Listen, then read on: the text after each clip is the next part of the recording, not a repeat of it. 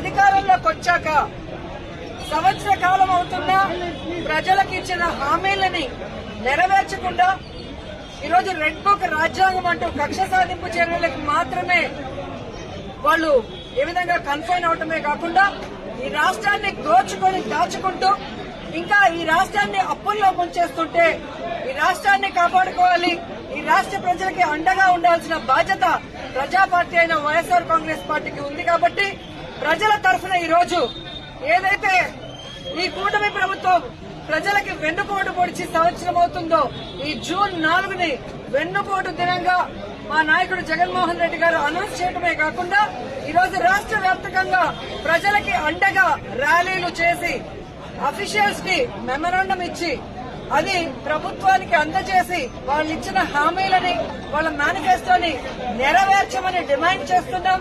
అవి నెరవేర్చకపోతే వదిలే ప్రసక్తి లేదు అని కూడా ఈ సందర్భంగా హెచ్చరిస్తున్నాం. మీరు చూస్తే ఎన్నికల ముందు కూటమి ప్రభుత్వం అంతా ఎలా ప్రచారం చేసుకుందో మనం చూసాం. ముఖ్యంగా తెలుగుదేశం పార్టీ వాళ్ళైతే వచ్చేది బాబే, ఇచ్చేది బాబే. ఏమొచ్చిందయ్యా? మీకైతే పదవులు వచ్చాయి, బాబేవో వచ్చి ముఖ్యమంత్రిగా కూర్చున్నాడు. కానీ ఈ రాష్ట్ర ప్రజలకు ఏమిచ్చాడు అంటే చేతికి చిప్పిచ్చాడు, మరేమి ఇవ్వలేదనేది రాష్ట్ర ప్రజలు గుర్తించారు. 143 హామీలు ఇచ్చాడు. 143 హామీల్లో విజయరుద్దే విస్తరాకులు కట్టుంది అనుభవం ఉందని చెప్పుకునే చంద్రబాబు నాయుడు మొదటి 6 అయినా చేశాడా అని నేను అడుగుతున్నాను. ఈరోజు చూస్తే చంద్రబాబు నాయుడు ఏరు దాటక ముందు ఏటి మల్లన్న, ఏరు దాటాక బోడి మల్లన్న చందంగా పరిపాలించిన విధానం మనకు తెలుసు.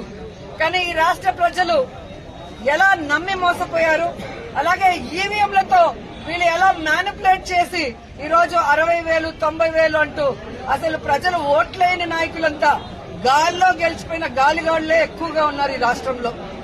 సో ఈ రోజు నేను ఎందుకు ఇది చెప్తున్నాను అంటే జగన్మోహన్ రెడ్డి గారు ఎన్నికల్లో చెప్పడం జరిగింది, చంద్రబాబు నాయుడు 3 సార్లు ముఖ్యమంత్రి అయినా ఏ రోజు చెప్పిన వాగ్దానాన్ని నెరవేర్చలేదు, పిల్లలిచ్చిన మామనే వెన్నుపోటు పొడిచిన వాడు, జాగ్రత్తగా ఉండండి అని.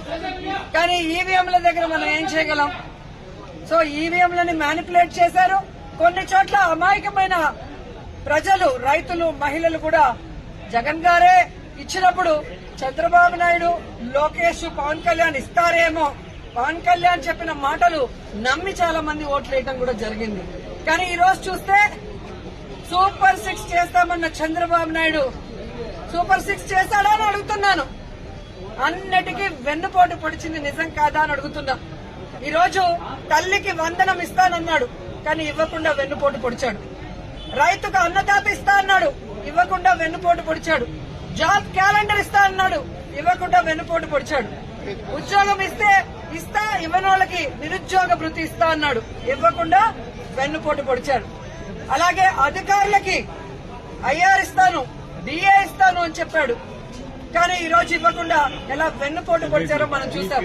మహిళలకైతే ఉచిత బస్సు ఇస్తాను, పొద్దు నుంచి సాయంత్రం వరకు ఫ్రీగా తిరుక్కోవచ్చు అని చెప్పారు, కానీ ఇవ్వకుండా ఎలా వెన్నుపోటు పొడిచారో మీరందరూ కూడా కళ్ళారా చూశారు. ఈ రోజు ఒక్కరికి కూడా ఒక సెంటు భూమి గాని, ఒక ఇల్లు గాని కట్టించకుండా ఎలా వెన్నుపోటు పొడిచాడో మీరందరూ కూడా కళ్ళారా చూస్తున్నారు. సో వెన్నుపోటు అంటే చంద్రబాబు నాయుడు, చంద్రబాబు నాయుడు అంటే వెన్నుపోటు. ఇది ఈ రోజు ప్రజలు తెలుసుకున్నారు, వాళ్ళకి జరిగిన నష్టాన్ని వాళ్ళు తెలుసుకున్నారు. ఎప్పుడెప్పుడు ఎన్నికలు పెడితే జగన్మోహన్ రెడ్డి గారికి ఓటేసి మళ్లీ ముఖ్యమంత్రిని చేసుకోవాలని ఎదురు చూస్తున్నారన్న దాంట్లో ఎటువంటి అతిశయోక్తి లేదని కూడా తెలియజేసుకుంటున్నా. మొదటిసారి ముఖ్యమంత్రి అయిన జగన్మోహన్ రెడ్డి గారు తాను ముఖ్యమంత్రి అయిన రోజుకి చంద్రబాబు నాయుడు ఖజా ఖాళీ చేసి ఖజానాలో 100 కోట్లు మాత్రమే పెట్టినా ఆయన పెట్టిన అప్పులన్నీ తీర్చి జగన్మోహన్ రెడ్డి గారు ఇచ్చిన ప్రతి వాగ్దానాన్ని నెరవేరుస్తూ వెల్ఫేర్ డెవలప్మెంట్ 2 కళ్లగా ముందుకు వెళ్లాడు. జగనన్న దిగిపోయే రోజుకి 7,000 కోట్ల రూపాయలని ఖజానాలో పెడితే సిగ్గులేని కూటమి ప్రభుత్వ నాయకులు ఈ రోజు ఖజానా ఖాళీగా ఉంది, ఖజానాలో ఏమీ లేదు, ఏం చేయాలో అర్థం కాలేదు అని చెప్పి ఏ విధంగా మొసలి కన్నీళ్లు కారుస్తున్నారో మీ అందరూ చూస్తున్నారు.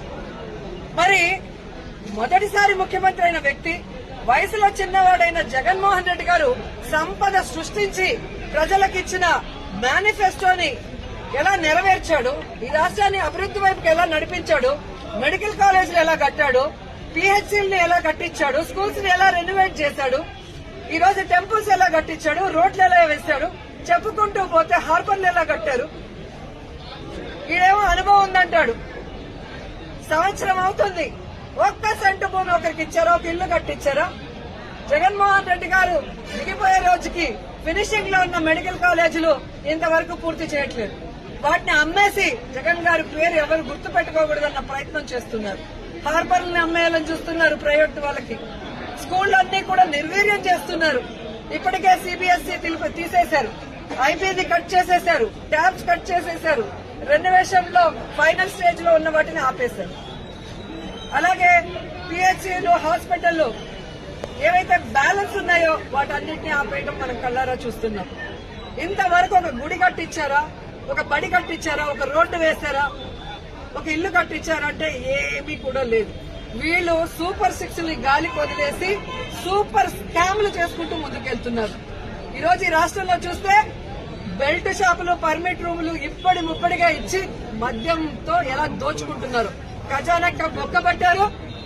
ఈ రోజు కూటమి ప్రభుత్వ జోబీలు మాత్రం ఫిల్ అవుతున్నాయి మద్యంతో. అలాగే ఇసుక మాఫియా, ఉర్సా భూముల mafia, ganja mafia, drugs mafia, ఈ విధంగా ఇష్టానికి తయారయ్యారు. పోలీసులు ఎలా తయారయ్యారంటే రెడ్ బుక్ రాజ్యాంగానికి కాపలా కాస్తున్నారు.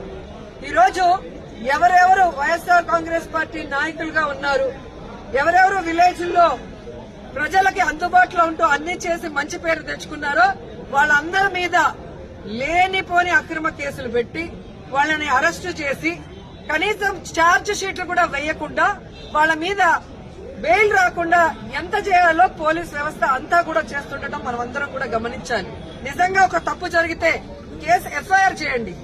ఇమీడియట్ గా 10-15 రోజుల లోపలైనా మినిమం ఆ కేసుల్ని ఛార్జ్ షీట్ వేసి మీరు కోర్టుకి అప్పగిస్తేనే కదా వాళ్ళకి బెయిల్ వస్తుంది. అంటే తప్పుడు కేసులు కాబట్టి ఛార్జ్ షీట్ లో నిజాలు రాయాలి కాబట్టి, తప్పులు రాస్తే రేపు వాళ్ళ ఉద్యోగం పోతుంది కాబట్టి ఈ రోజు తప్పుడు కేసులతో జైల్లో 50 రోజులు, 60 రోజులు, 70 రోజులు మగ్గిపోయే పరిస్థితి వైఎస్ఆర్ కాంగ్రెస్ పార్టీ కార్యకర్తలకి, నాయకులకి కలుగుతోంది. ఎవరైతే ఈ రోజు తప్పుడు కేసులతో జైళ్లకు వెళ్లారో వాళ్ళకి అండగా నిలబడ్డాం. వారందరికీ కూడా ఈరోజు బెయిల్స్ ఇచ్చాం. ఎవరైతే వాళ్ళ మీద అక్రమ కేసులు పెట్టి ఇబ్బంది పెట్టారో ఆ కూటమి నాయకుల్ని గాని, ఆ అఫీషియల్స్ ని గాని వదిలిపెట్టేది లేదు. మీకు రెడ్ బుక్ రాజ్యాంగం ఉంటే మాకు అంబేద్కర్ గారి రాజ్యాంగం ఉంది. అంబేద్కర్ గారి రాజ్యాంగం ప్రకారం న్యాయబద్దంగా మీ అందరినీ కూడా శిక్షిస్తామని కూడా ఈ సందర్భంగా తెలియజేసుకుంటున్నాం. అలాగే మీరు చూస్తే ఈ రాష్ట్రంలో ఆడవాళ్ల మీద ఏ విధంగా అరాచకాలు, అక్రమాలు, రేపులు, దురదృష్టకరం 3 ఏళ్ల అమ్మాయిని కూడా మొన్న మీరు చూస్తే ప్లీనరీ జరిగే ప్లేస్ లో రేప్ చేసి చంపేసి కంపల్లో వెళ్తే ఏ వంట బాగుంది అని మాట్లాడతారు. ఎంతమంది వచ్చారని మాట్లాడతాడు చంద్రబాబు నాయుడు. ఇచ్చిన సూపర్ 6 కి దిక్కు లేదు. 6 శాసనాలని చెప్పి సిగ్గు లేకుండా మళ్ళీ లోకేష్ గారు అనౌన్స్ చేస్తారు. పవన్ కళ్యాణ్ ఏమో నాకు ప్యాకేజ్ ఇస్తే చాలు, ఎవడెక్టు వచ్చినా నాకెందుకని. రాష్ట్రంలోనే కాదు పిఠాపురంలో ఆడపిల్లలు రేపైనా పట్టించుకోడు. పిఠాపురంలో ఎస్సీల్ని గ్రామ బహిష్కరణ చేస్తే పట్టించుకోడు. సుగాలి కేసు అన్నారు, ఏమైందో తెలియదు. 30,000 మంది మాయమయ్యారన్నారు. మరి ఆ రోజు ఇంటెలిజెన్స్ వ్యవస్థ నీకు చెప్తే ఈ రోజు కూటమి ప్రభుత్వంలో ఉన్న నీకు ఇంటెలిజెన్స్ చెప్పదా 30,000 మంది ఎక్కడున్నారు? చంద్రబాబు నాయుడు ఎదురుగా నించొని ప్రజలకి వెన్నుపోటు పొడిచిన కట్టప్ప అయితే సైడ్ నుంచి పొడిచిన కన్నింగ్ కట్టపులు పవన్ కళ్యాణ్ అండ్ లోకేష్ అని కూడా ఈ సందర్భంగా తెలియజేసుకుంటున్నాను. సో ముగ్గురికి నేను చెప్తున్నా, మీరు ప్రజలకి వెన్నుపోటు పొడిస్తే సైలెంట్ గా వెళ్లే పరిస్థితి లేదు. ప్రజలకి అండగా జగనన్న ఉన్నాడు. జగనన్న వెనక మేమందరం ఉన్నాం. జగనన్న సైనికులుగా మీ ప్రభుత్వం మెడలు వంచుతాం. ప్రజలకు మీరు ఇచ్చిన హామీలు నెరవేర్చేంత వరకు ముఖ్యంగా రైతు బాగుంటే రాష్ట్రం బాగుంటుందని నమ్మిన వ్యక్తులు వైఎస్ఆర్ గారు, జగన్మోహన్ రెడ్డి గారు. రైతు బాంధవులుగా వాళ్ళకి కావాల్సినవన్నీ చేశారు. రైతుకు గిట్టుబాటు ధర ఇచ్చారు. రైతుకి పెట్టుబడి రైతు భరోసా ద్వారా రబీకి గాని, ఖరీఫ్ గాని అందించడం మనం చూసాం. అలాగే వాళ్ళ గ్రామాల్లోనే వాళ్ళకి నాణ్యమైన విత్తనాలు గాని, ఎరువులు గాని